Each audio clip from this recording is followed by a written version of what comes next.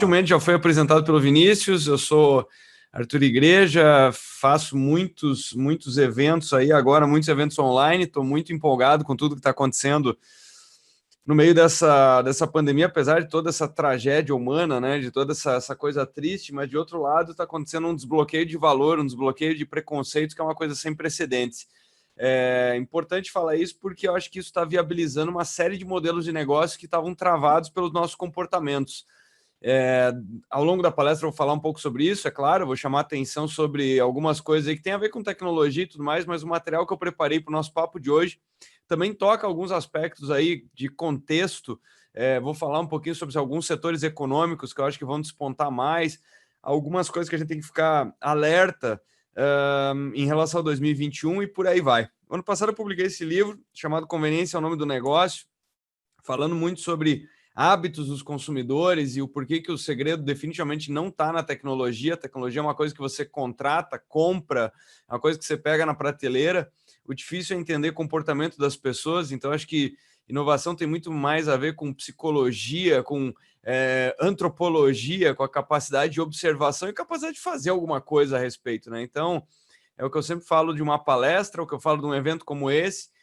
O que importa não é o que a gente está dizendo, o que importa é o que será feito com isso, né? Então, não pode ser uma curiosidade, não pode ser simplesmente um acúmulo aí de coisas que você fala, puxa, foi legal, eu passei uma tarde lá, eu vi um monte de coisa. O que importa é se efetivamente você vai fazer alguma coisa com isso, né? Então, só para a gente dar um voo aí a respeito de 2020, para depois entender em que momento que a gente está e o que a gente pode esperar para os próximos meses. Por isso que o tema aqui do nosso papo é o seu negócio depois do coronavírus, né? Por enquanto é o seu negócio com coronavírus, né? Mas o que a gente tem que entender é que nós estamos no momento 3, então tem muita gente falando, muita coisa mudou em 2020, mas mudou pelo menos 3 vezes. Então a gente, no começo dessa bagunça toda, a pior coisa era ficar com a cabeça de 2019, mas a pior coisa que você pode ficar agora é com a cabeça de abril, ou com a cabeça de julho, né? Então é um ano que antecipou muita coisa, que mudou muita coisa, mas ele está na sua terceira versão. Então, a primeira versão foi aquela de meados de março até maio, né? Quando a gente tem essa subida da rampa, naquele momento, pouquíssima gente estava saindo de casa, as ruas estavam desertas, muita gente estava falando, por exemplo, teve aquele especialista que foi no Roda Viva e falou que nós teríamos mais de 1,5 milhão de mortos no Brasil. Então, era uma coisa que parecia, naquele momento, tinha alguns estudos falando que se você tivesse a 8 metros de alguém com coronavírus pela dispersão no ar, você pegaria, que você não poderia praticar uma corrida na rua e tudo mais. Então, era a fase assim do apocalipse, de ninguém ter uma previsão muito exata do que estava acontecendo. Depois disso, nós tivemos aí um longo inverno, um longo platô, né, com um número de mortes muito alta, e aí a gente começou a tocar água, né? O que eu quero dizer de tocar água? A gente começou a cada vez conviver mais, começou a devagarinho voltar para a nossa vida, começou a ver se a água era gelada ou não, se ela era profunda. Por que eu estou falando isso? Porque aos poucos a gente foi dosando, né? Então a gente viu, olha, tal pessoa sai sem máscara, tal, ela ficou doente. Agora, eu estou tomando meus cuidados, mas eu consigo fazer 90 e tantos por cento aí do que a gente fazia antes, né? Claro que muita coisa continua presa, né? Tipo fazer viagens internacionais e uma série de outras coisas, eventos com grandes aglomerações, mas o fato é que a gente aprendeu muita coisa. E agora a gente entra nessa fase 3, né? Então, hoje de manhã saiu uma pesquisa interessante mostrando que, por exemplo, na cidade de São Paulo, 1 a cada 4 pessoas já tem anticorpos. Então, ou teve a doença de forma branda, ou tem resistência natural e tal. Fato é que a doença está numa queda bastante pronunciada, bastante importante. E aí, quando a gente chega nesse patamar, a gente já tem que preparar o nosso negócio para o pós-coronavírus, né? Apesar de toda essa asneira completa, essa briga infantil a respeito de vacinas, eu acredito em método científico, eu acredito em testagem, então não tenho torcida nenhuma com relação à nacionalidade de vacina, acho uma besteira absoluta. A gente tem que torcer pelas vidas que serão salvas, a gente tem que torcer pela ciência, tem que torcer pela disponibilidade de melhores tratamentos, medicamentos, e aí a gente tem que se preparar para tudo isso. Então, o que aconteceu nesse ano, eu publiquei isso algumas semanas atrás, falando sobre as 21 maiores nações do mundo, né? E aqui está uma coisa interessante. que você pega os 21 maiores países do mundo, o maior país do mundo é o Facebook, com seus 2,6 bilhões de habitantes, depois tem o WhatsApp com 2 bi, YouTube também com 2 bi, e depois chega a China, né? Depois chega a China, a Índia e por aí vai. O Brasil é só o 21º maior país do mundo. E aí, quando nós olhamos isso, aqui a gente já começa a ver os nossos preconceitos, né? Porque quando eu falo quais são os maiores países do mundo, o primeiro as pessoas citam normalmente a China, e não é o Facebook. E são países totalmente diferentes, porque eles surgiram depois de 96, são países que nós não conhecemos eles nas aulas de geografia, né? Mas a gente ainda está com a cabeça presa lá atrás. Então, por que eu estou destacando isso? Porque em nenhum dos países cinzas, que são os países digitais, eles não têm fronteira, eles têm possibilidade de aumentar muito drasticamente o número de habitantes. Muitos deles surgem, parece que do nada, como é o caso do TikTok, já estão aí quase chegando à casa de 1 bi de habitantes. Mas uma coisa interessante é em nenhum desses países teve Covid. Então, o coronavírus só pegou os países que nós aprendemos nas aulas de geografia. Então, os negócios que só estavam no mundo das aulas de geografia tiveram severas restrições. Os negócios que já estavam operando nesses países cinza não tiveram restrições e, muito pelo contrário, ganharam market share dos negócios que não tinham se preparado para isso tudo. Então, quando a gente olha isso, além de serem países que não têm fronteira, eles também não têm horário. Então, essa referência, né, aquela cena que a gente vê quando chega em alguns hotéis, que o pessoal ainda coloca esses relógios, é mais um símbolo do passado, né? Porque esses relógios eram para você ter uma ideia, se você podia fazer um telefonema, se você podia mandar um fax. E hoje isso daí é absolutamente irrelevante, né? O fato é que você pode mandar um e-mail e a comunicação ela se tornou muito mais assíncrona, né? Então a pessoa vai olhar, talvez ela esteja trabalhando de madrugada, talvez você acha que o escritório dela é em Londres, mas talvez ela está de férias num país ao lado do seu e está trabalhando. Então tudo isso daqui são só símbolos do quanto que a nossa cabeça ainda está no passado. E aí, o jogo online, esse jogo da transformação digital e tudo mais, é um pouco daquela brincadeira que os gamers fazem, né? Que, jogo online não tem pause, né? Então não tem como pausa o jogo e vem jantar, né? O jogo online não tem pausa, né? Então, quer dizer, parou de jogar, perdeu. E é isso que está acontecendo com as empresas. Então, e é como eu falei, é um momento bom para caramba 2020, porque é um ano que ninguém queria, claro, toda essa fatalidade, mas talvez fosse um ano que nós precisássemos para entender que essas coisas já estavam todas na nossa frente. E os grandes ganhadores não são, daqui a pouco eu vou falar, obviamente, de e-commerce, mas e-commerce remete a produto. O grande lance não é a entrega de produto, o grande lance é que pela primeira vez a gente vai ter uma aceitação do público da entrega de serviço online, que era uma coisa que era visto de forma meio torta, tá? Então, você pega, por exemplo, o meu caso pessoal, né? O ano passado foram 274 voos, mais de 150 eventos aí no Brasil e vários outros países. E a pergunta que ficava era: para que isso, sabe? Semana passada eu fiz um evento para alguns universitários na Alemanha.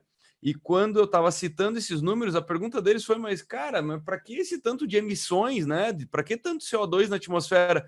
Eu falei, porque ninguém topava fazer palestra online. É um negócio que está no meu portfólio há mais de 5 anos e as empresas falavam, palestra online ninguém assiste, ninguém se interessa, não tem espaço para evento online. E cá estamos nesse belíssimo evento aí promovido pela Incandescente. Então, essa quebra de preconceitos que é uma coisa belíssima, né? A gente vai viabilizar os e-services, né? A gente vai conseguir expandir empresas agora sem esse medo, né? Do tipo, pô, mas como é que eu vou atender aquele cliente se eu não vou no escritório dele, se ele não vem no meu? Isso aí já se torna irrelevante, né? E aí essas empresas que eram mais digitais pré-pandemia ganharam um market share monumental, né? Então, o que a gente começa a ver em causa e efeito, as empresas mais digitalizadas se endividaram menos, faturaram mais, ganharam market share.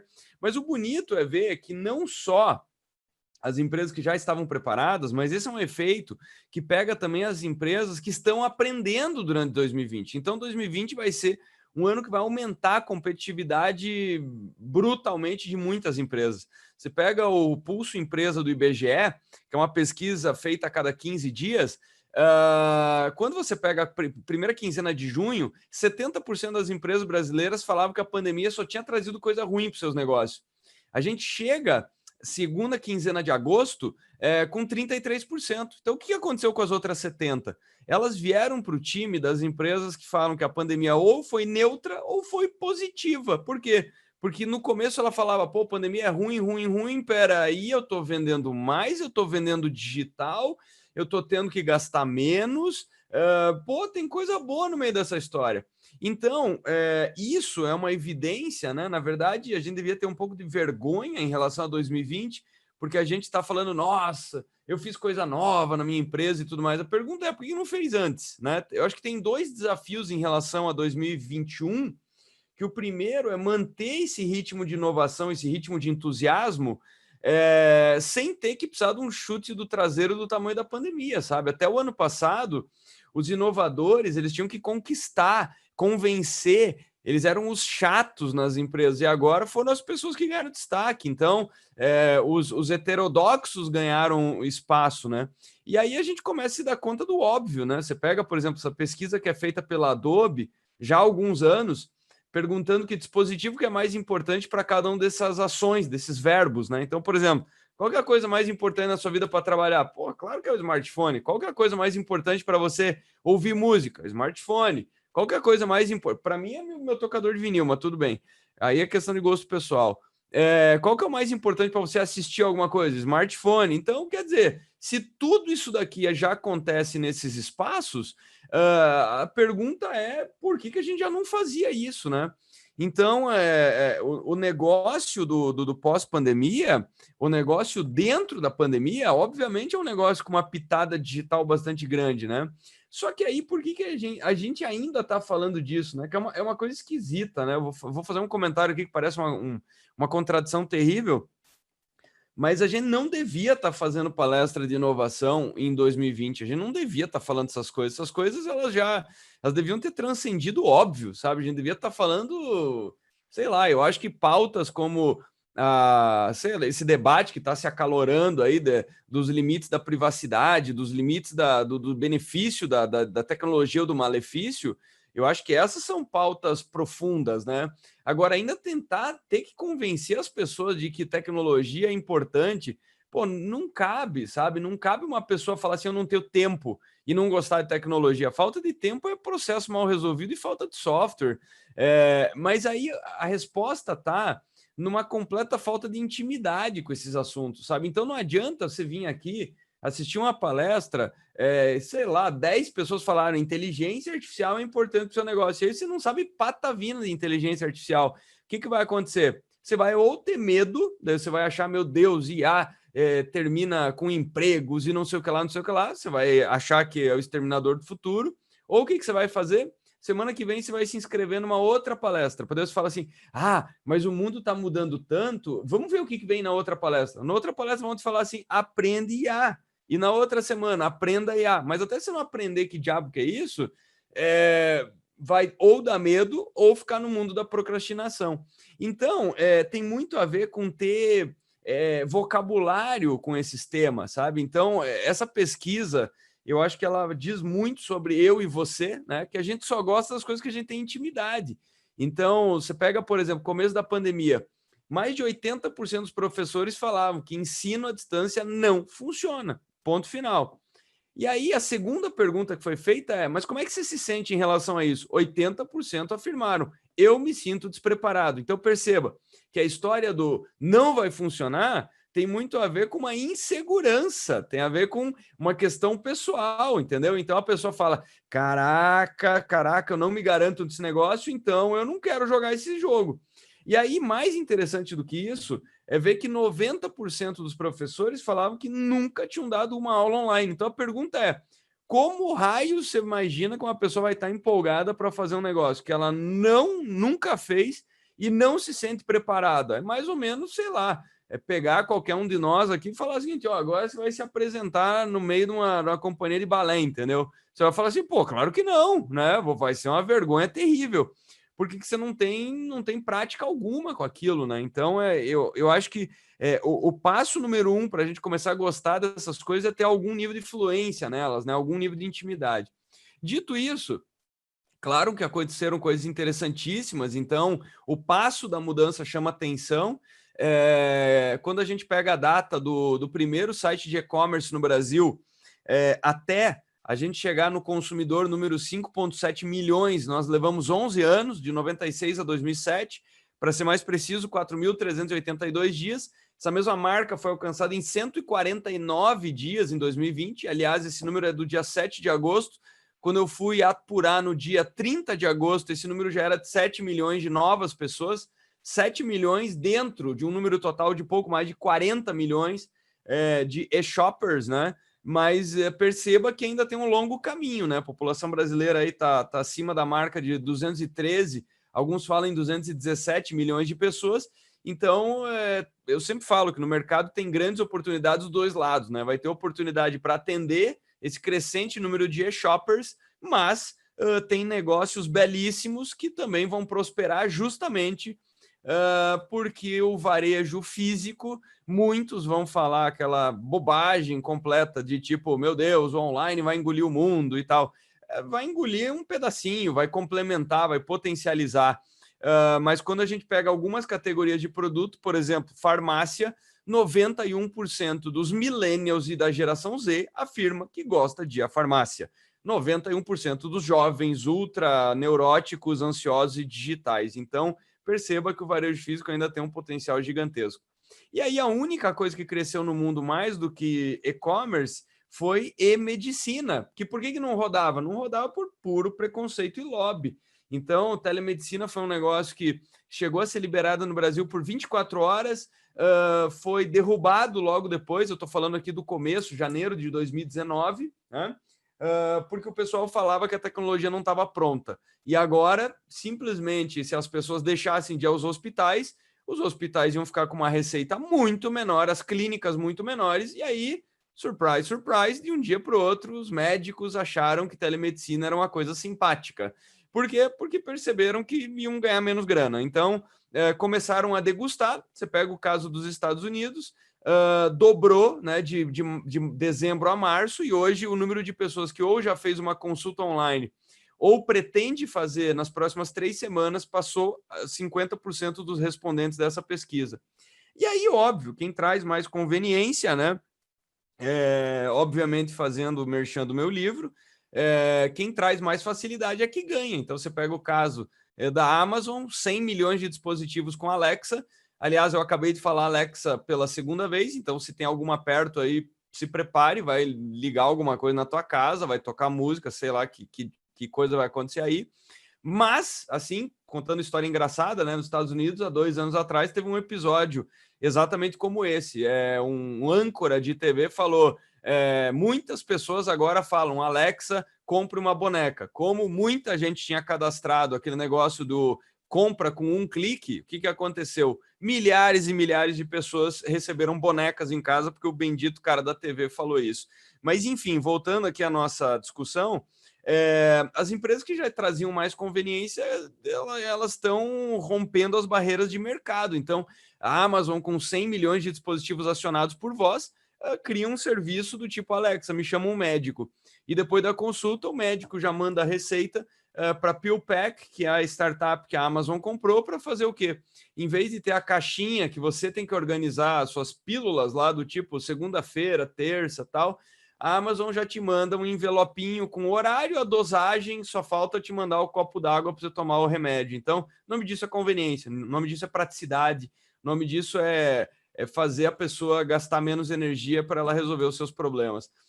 A gente está vivendo uma digitalização monumental puxada por vetores que são improváveis, do tipo a Caixa Econômica Federal, né?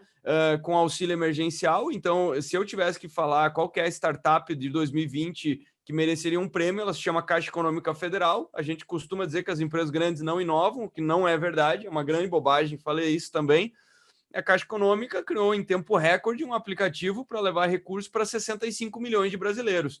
Então, num país que tinha 45 milhões de desbancarizados, esse aí é o mais brutal processo de digitalização já causado nesse país. E aí eu queria, nessa segunda metade, chamar atenção para alguns temas do porquê que eu acho que 2021 vai ser um ano espetacular. Primeiro, que o nosso cérebro funciona com referência. O que isso quer dizer?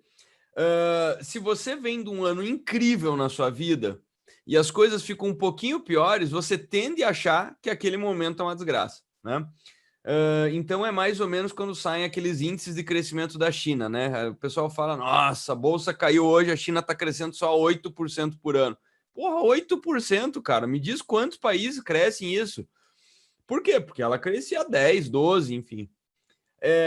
E o caso agora é o contrário, sabe? Depois de 2020, salvo invasão alienígena, que eu não ficaria nada surpreso, depois de 2020, qualquer coisa que vier é um pouco mais fácil do que 2020, né? Então, o ano que vem, por exemplo, esse ano a gente deve levar um tombo aí entre 4,8 a 5,8 na economia. O ano que vem, claro que a gente vai estar remando para chegar no índice zero de volta, né? Ou seja, para reconstruir a economia a ponto dela se parecer com janeiro de 2019. Mas o fato é que se tudo correr minimamente bem, o ano que vem a gente vai ter um crescimento aí de 5%, 6%. E isso cria muito entusiasmo, deixa as pessoas muito animadas. E se elas estão mais animadas, nas duas pontas, na ponta do investidor e na ponta do consumidor, isso gera uma movimentação econômica, porque afinal de contas a economia é movida por essas impressões, né? Então a economia é meio como a previsão do tempo, só que se muita gente pensar que vai chover, de fato chove, né? E aí, quando a gente pega auxílio emergencial, quando a gente pega essa injeção de capital na economia, ela muda a percepção das pessoas em relação a gastos, né? Então é por isso que a gente está vendo aumento dos preços do arroz, de várias coisas, porque a pessoa recebe esse voucher e, claro, ela está batalhando para comer, o desemprego está recorde, tem muita coisa ruim acontecendo. Agora, de outro lado, ela também acaba comprando mais, né? Itens acabados, a gente está tendo um crescimento de 23% no setor de reforma, né? Venda de material de construção. Então, as lojinhas de bairro aí de material de construção estão bombando, as pessoas estão passando muito mais tempo em casa, então elas acabam dando um tapa no seu home office, por aí vai. Então, coisas que eu queria chamar a atenção, e aí eu tenho pelo menos 3 notícias boas e uma preocupante para a gente ficar de olho no radar em relação a 2021. O primeiro deles é uma Selic a 2%, né? Isso é uma transformação brutalmente maior do que vocês possam imaginar. Há 2 anos atrás, há 3 anos atrás, se alguém falasse desses patamares, ia ser chamado de lunático, de louco, né? Lembrando que 2016 a gente estava com Selic de 14,25. Então, nesse momento, quando você tem Selic a 14,25, você tem uma economia de rentismo, né? O que isso quer dizer? Imagina a pessoa que tem lá 4 milhões de reserva, a 14%, se ela ficar em casa jogando videogame, ela ganha exatamente 50 mil reais por mês, né? Por volta de 50 mil reais por mês, para ela ficar assistindo TV. Então é óbvio que ela fala assim: se vai cair na minha conta 50 mil reais por mês, com uma aplicação medíocre, eu não vou querer construir um prédio, eu não vou me preocupar com, sabe, com funcionário, com confusão, não vale a pena. Agora, Selic a 2% e a inflação a 3 e tanto, ela fala, peraí, opa, juro negativo, dinheiro no banco, dinheiro derretendo. E Bolsa de Valores caiu para burro, né? Caiu de 117 mil pontos, chegou a bater em 65, vem se recuperando paulatinamente, mas o dinheiro começa a fluir para a economia real. Além disso, quando você pega juro a 14%, você imagina o banco, quando ele libera um empréstimo, e normalmente o banco ele coloca, obviamente, um spread cavalar na taxa básica de juro, se ele fizer um empréstimo, ele ganha muita grana com aquele um empréstimo. O que os bancos estão fazendo agora? Eles estão liberando dinheiro para Deus e o mundo. Por quê? Porque agora, para conseguir formar o mesmo resultado financeiro, então vamos fazer uma conta bem tola aqui. Imagina juro a 14% ao ano e que o banco tivesse um spread de 100%, coisa que não é tão extravagante, tá? O banco, em vários momentos, ele faz isso. Mas vamos fazer uma conta rápida aqui. Digamos que ele tem um spread de 50%. Então, ele estava com juro a 14% de economia, ele emprestou dinheiro a 21% ao ano, então, em uma aplicação, ele conseguiu rentabilizar o próprio capital em termos líquidos 7%. Hoje, para ele remunerar 7% líquido, ele vai ter que fazer o quê? Pelo menos 14 aplicações a 2% com spread bem alto. Então vai escoar muito dinheiro para a economia real. Isso deve trazer um movimento de construção bastante forte. Por isso que a gente teve um crescimento só em agosto de 74% em financiamento imobiliário. E se cresce 74%, é porque essa grana está indo para quê? Para comprar terreno, para começar a construir. Se começou a construir, começa o quê? Vender material de construção. Se vender o material de construção, começa a contratar operário. Operário daqui a pouco vai se empolgar e vai falar assim: vou trocar de tênis. Se trocou de tênis, movimentou a loja de sapato. Se movimentou a loja de sapato, o dono da loja de sapato vai, sei lá, vai para o resort.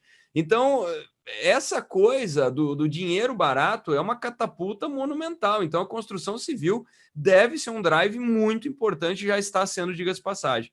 Aí a gente soma isso com o agronegócio em 2020, o agronegócio não parou, né? Os estados que têm a maior produção aí não pararam pelo coronavírus, muito pelo contrário, o agronegócio cresceu 5,26%.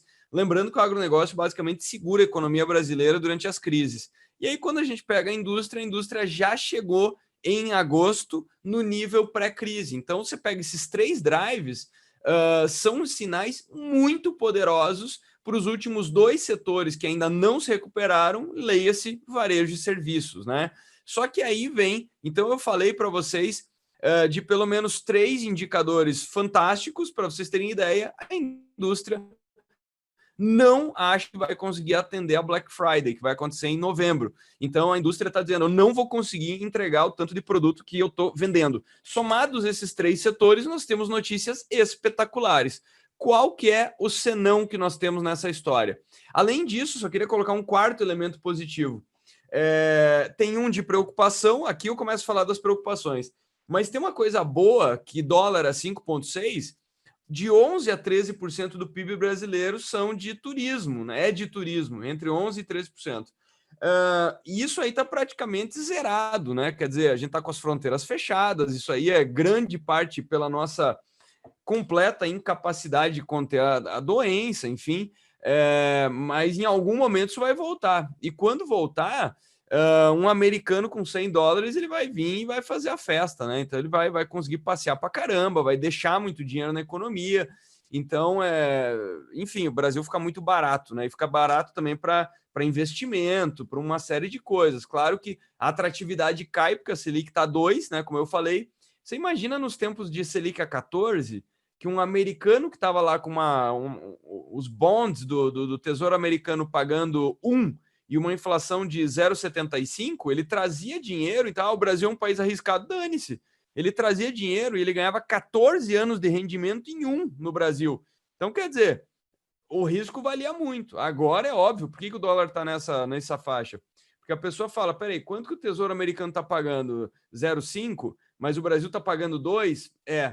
Prefiro ficar no 0,5, porque o Brasil realmente ainda está substancialmente bagunçado.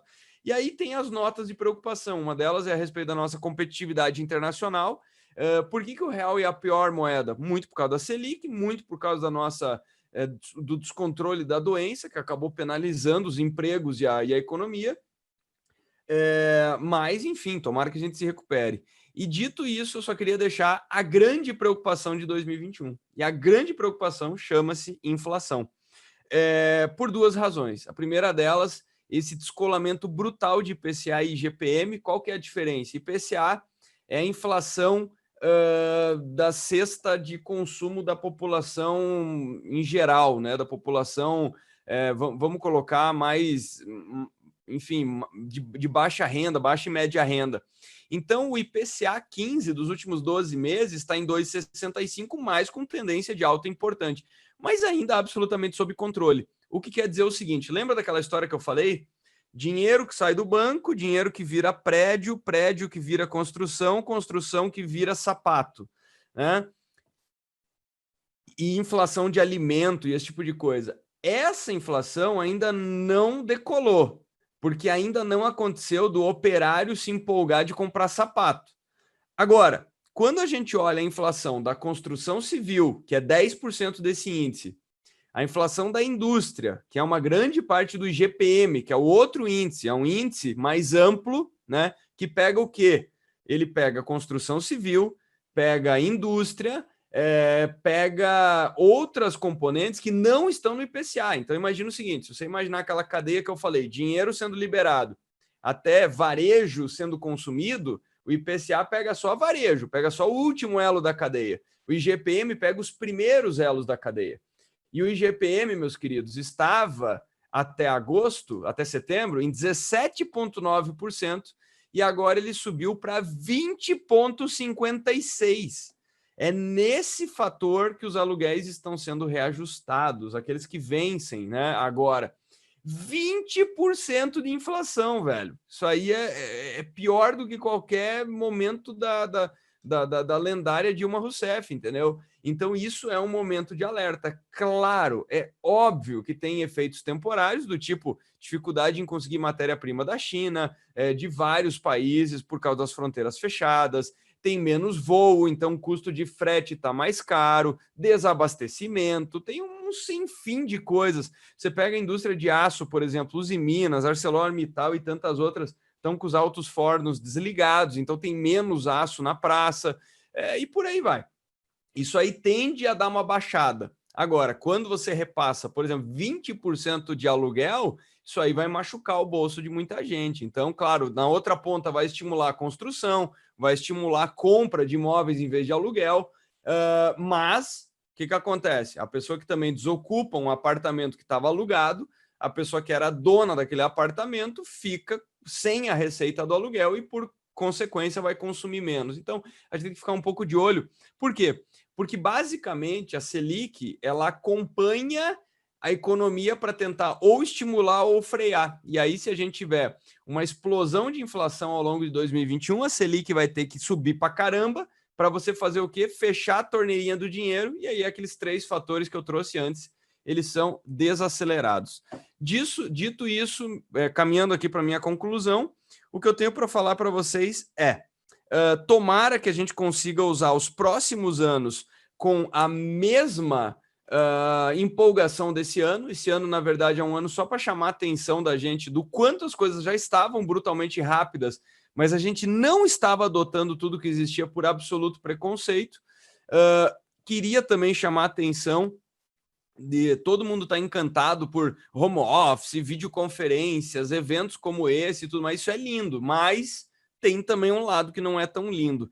2020 pode ser um ano que poda, em alguma medida, a inovação, sim, porque o que a gente está, por exemplo, mas nós passamos a fazer reuniões online. O nome disso não é inovação, não é. Isso aí estava pronto desde que o Skype existe. Isso aí está pronto desde que o Zoom existe em 2011. Isso aí é criar um hábito velho, né, no final do dia. E a gente perde em inovação porque muito da inovação surge da conversa que acontece no bar, da conversa que acontece no cafezinho, nos corredores. Então, nós estamos convivendo menos presencialmente. Fora que quando a gente convive, via de regra, por exemplo, segunda-feira eu fiz o primeiro evento presencial com público num teatro, né? E aí, por exemplo, chega a sessão de perguntas, né? Você escuta alguém falando e você olha aquele mundo de máscara, você não sabe nem quem está falando. Então, a gente está perdendo a interação humana e os canais digitais, eles são mais usados, mas eles são mais frios, eles são menos pessoais. Então, o grande desafio de 2020 e 2021 é humanização, é acalorar e entender que, por exemplo, vamos fazer uma chamada pelo Zoom. Ela pode ser intercalada com encontros presenciais, mas jamais substitui. O ser humano não foi feito para ver o mundo através de telas. Dito isso, alguns estão achando que a vacina vai resolver absolutamente tudo e nós voltaremos e simplesmente esqueceremos 2020. Isso é impossível. Nós sairemos muito transformados, eu acho que melhores, mais sábios, mais tecnológicos, mais humanos, espero eu. E lembrando que esses anos com grandes transformações são como 2008 e eles têm basicamente 3 elementos que chamam atenção, né? Então, não por acaso, nos últimos 12 anos, os cases de tecnologia sempre citados são esses, né? E todos eles surgiram em 2008, né? Entre 2008 e 2010, mas são filhos da crise de 2008. Por quê? Porque essas grandes crises trazem 3 ingredientes: adoção tecnológica, que é uma coisa que eu falei aqui repetidas vezes, mudança de comportamento e queda de preconceito, falei também repetidas vezes, e a terceira coisa, ganha um espaço monumental quem não for medroso, quem não ficar só esperando vacina e esperando as coisas passarem. São aquelas pessoas que são mais corajosas, aquelas pessoas que não ficam, mas veio a pandemia. Cara, a pandemia foi igual para todo mundo, cara. A diferença é como é que cada um reage dentro dela, né? Aliás, a vida é assim em geral, né? A vida não ela salvo se você é herdeiro de uma monarquia, né? E nasce absolutamente com a vida resolvida. A vida não é fácil para absolutamente todo mundo, mas claro que em graus diferentes, obviamente. Não estou sendo leviano com esse fator. Mas o fato é que tem muito mais a ver com a capacidade de encontrar soluções, né? De fazer algo a respeito, mas todo mundo, em alguma medida, tem lá suas dificuldades. Bom, era isso, passo de volta para o nosso amigo Vinícius, agradecendo aí o convite, parabenizando essa nobre iniciativa de trazer conhecimento, de poder ajudar também algumas entidades, algumas pessoas. Eu acho que no final do dia é nisso que a gente tem que pensar com muito carinho. Vinícius, está contigo, obrigado.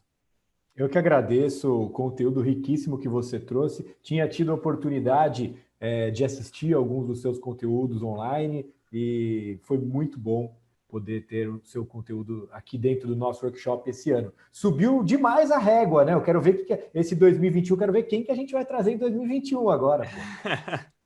É brincadeira. Meu amigo, temos algumas perguntas aqui, posso te fazer? Vamos lá, vamos nessa. Bacana. Tem uma pergunta aqui da Daniele Muniz, ela traz um pouco a tendência, né, da dinâmica de lojas físicas, e aí um pouco independente do segmento. Ela coloca, lógico, uma situação radical, né? Estão fadadas ao fim. Acredito que até Não. Você trouxe um pouco disso, né, ao longo da conversa, mas eu acredito que elas têm que se reinventar um pouquinho também, né? Para não ficar dependente somente do presencial ou não? Não, é que a questão é o seguinte: a loja, a gente nunca pode olhar os assuntos no mundo de forma binária, né? O código de programação já é binário. O ser humano nunca é binário. Então, o que eu quero dizer com isso? Como eu falei, 40 milhões de pessoas comprando online, tá bom, mas a gente tá falando de outras 177 que não estão comprando online. Então, e tá tudo certo, sabe? Tem gente que a gente fala, não, mas as pessoas, claro, elas estão se tornando mais digitais, mas tem uma faixa do público que, por exemplo, não se digitalizou até agora e não se digitalizará. E uma coisa que a gente esquece, a gente fica olhando o tempo inteiro, mas os nativos digitais estão fazendo não sei o que lá, mas assim, via de regra, se você traçar uma linha de aonde está o dinheiro está muito mais na mão dos não nativos digitais do que dessa garotada. Então é lindo esse discurso, é muito bacana, é óbvio que a gente tem que preparar os nossos negócios para eles, porque eles serão a receita do futuro. Mas hoje, pegando dados, por exemplo, dos Estados Unidos, os millennials são menos de 30% da economia. Quando você pega a geração Z, os nascidos depois de 96, eles não representam nada, porque no final do dia quem paga as contas deles são os pais deles. Sim, então, sabe, a gente tem que ter calma com essas coisas. Com relação ao varejo físico, claro, tem que se adaptar, porque o varejo físico, ele na verdade é uma coisa extremamente desinteligente do ponto de vista de ele abre e fecha. E aí, quando a gente pega os hábitos dos consumidores, só para vocês terem ideia, mesmo dentro da garotada, dentro dos adolescentes, do grupo dos adolescentes, 84% deles afirmam que eles fazem showrooming, ou seja, eles vão até a loja ver produto para tomar uma decisão de compra. Agora, se ele chega na loja e tem uma experiência incrível, eles falam em 69% dos casos que eles preferem concluir a compra lá. 36% deles falam o seguinte: se eu chegar e encontrar fila no caixa, eu saio dali e entro no site da loja, que é a última chance que ela está dando para aquela loja. Não achou um site legal, ela compra naquele momento do concorrente dentro da loja física que ela acabou de ir. Então a questão não é, não, mas tal site está vendendo mais. De repente a gente está olhando para isso e tá esquecendo do atendimento, do tipo, tá vendo? Você perdeu talvez quase 40% das vendas, não porque o site do concorrente é melhor, desculpe, mas porque tinha fila no teu caixa. Então, a coisa não é tão simples assim. Perfeito. Uma outra pergunta que traz aqui vem voltado para a área da educação. Como que você enxerga o mercado, né? Não necessariamente o aluno ali em si, né? Mas o mercado de educação com essa dinâmica que aconteceu esse ano e projetando para o ano que vem. Drasticamente diferente, drasticamente diferente. As escolas foram... Escolas aqui eu estou usando um termo amplo, tá? Estou usando universidades, escolas, e é uma coisa que eu já falava desde o começo da pandemia, que o setor inteiro da educação, por exemplo, vamos falar da escola privada, né? Porque a escola pública, enfim, ela vai tentar encontrar os seus caminhos, mas ela tem mais dificuldade e a pessoa está recebendo aquela experiência como direito cívico, né? Direito civil, desculpe.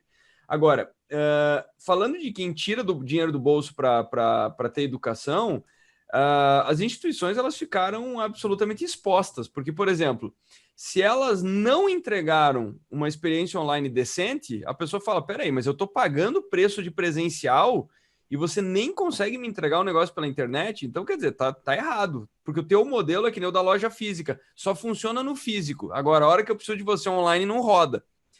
E o outro dilema é que se ela entregou uma experiência online surreal, a pessoa vai falar o seguinte, gostei, hein? Gostei desse negócio de estudar em casa. Agora, por que eu estou pagando uma mensalidade para cobrir prédio, energia elétrica, ar-condicionado, se agora eu estou estudando de casa? Será que esse preço está certo? Então, perceba que se a instituição não entregar, ela vai parecer incompetente. Se ela entregar, ela vai parecer cara. Então, para as instituições de ensino, os próximos anos serão emocionantes. Tá desafiador aí, muito bom. A outra pergunta que chegou para a gente aqui, né? 2020 a gente observou aqui algumas empresas fechando as portas. Eu falei isso com o meu sócio, né? Até que muitas das empresas fecharam a porta em 2020, na verdade elas já estavam fechadas em 2019. Né? Ele Sim, só, sim. ele só realmente virou a Sacramentou. chave hoje, sacramentou hoje, né? E algumas optaram aí pelo modelo 100% home office, algumas também pelo modelo híbrido. O que você pensa sobre a dinâmica de economia compartilhada? E acho que cabe aqui um pouco esse formato também dos coworkings, né, e tudo mais, pensando Eu num acho que respiro, talvez, para a retomada das empresas. Eu acho que a gente pode colocar rótulos bonitos, a gente pode chamar de economia compartilhada, a gente pode. No final do dia, otimização de recurso, entendeu?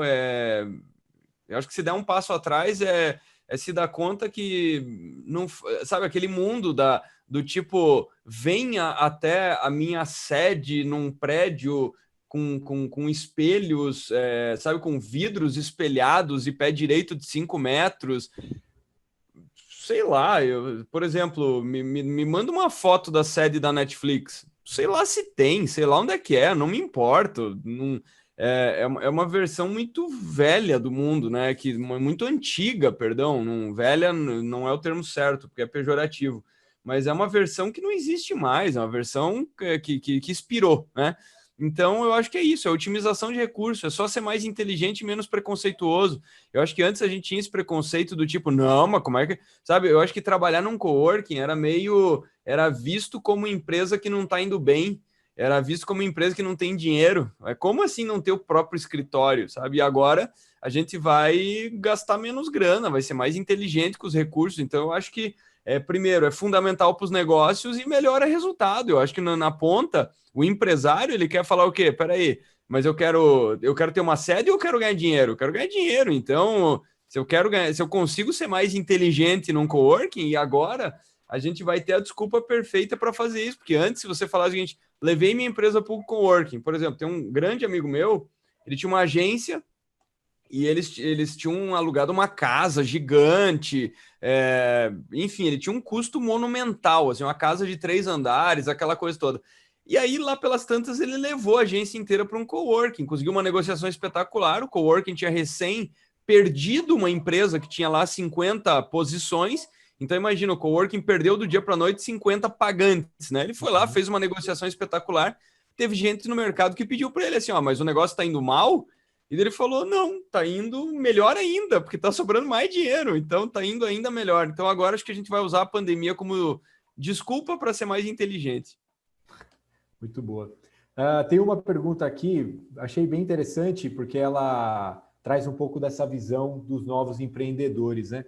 Como que você vê, ou o que você enxerga como ramos que talvez tenham uma tendência de alta aí para aquele que está querendo começar a empreender? Pô, eu acho que está dentro desse mundo aí que eu tava comentando dos e-services, né? Então, por exemplo, até o ano passado seria difícil você imaginar, porque agora a gente vai conseguir fazer duas coisas: serviços entregues de forma online e sem restrições geográficas. Então, para pensar, vou dar aqui 3 exemplos rápidos, tá? Antes não tinha telemedicina, então logo você tinha que ter uma atuação física, e é por isso que, por exemplo, você tinha lá uma cidade de, sei lá, 50 mil habitantes, ia ter um hospital, e o dono daquele hospital, ele arrecadava a receita de saúde da cidade. Pronto, agora tem telemedicina. Será que eu não consigo colocar num call center lá 100 médicos e agora eu vou atender o Brasil inteiro e sem o custo da estrutura física hospitalar?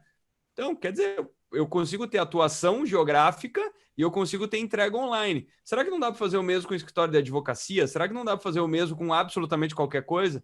Então, eu acho que o produto, a gente já tinha rompido isso. Por exemplo, eu compro um produto na loja física ou na internet. Serviço, não. Serviço, a gente ainda achava que, por exemplo, empresa boa é aquela que só atende presencial. Eu acho que essa é a grande ruptura e a gente ainda não está fazendo tudo que a gente pode em relação a serviços online. Então, eu pensaria nisso. Eu pensaria quais são os mercados, por exemplo, até o ano passado, o pessoal falava, nossa, tem uma consultoria, por exemplo, 100% digital.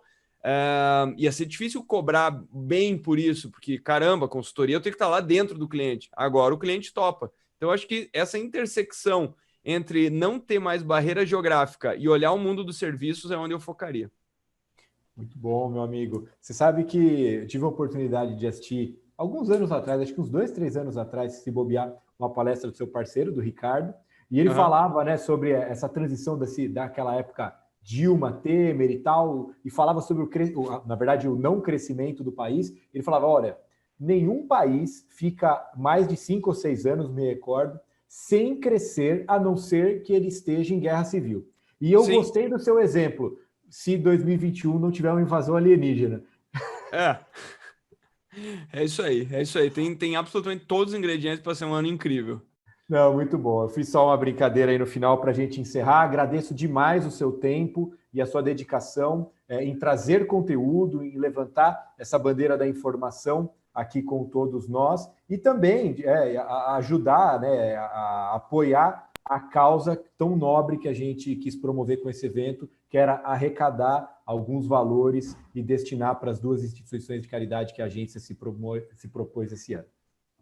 Maravilha, só queria agradecer a todo mundo. Eu estou vendo as mensagens aqui, estou vendo mensagem do grande Cristiano, que vai falar daqui a pouco, estou vendo mensagem do Douglas, mensagem da Daniele, estou lendo todas as mensagens, depois eu vou dar uma olhada nas mensagens do YouTube lá também.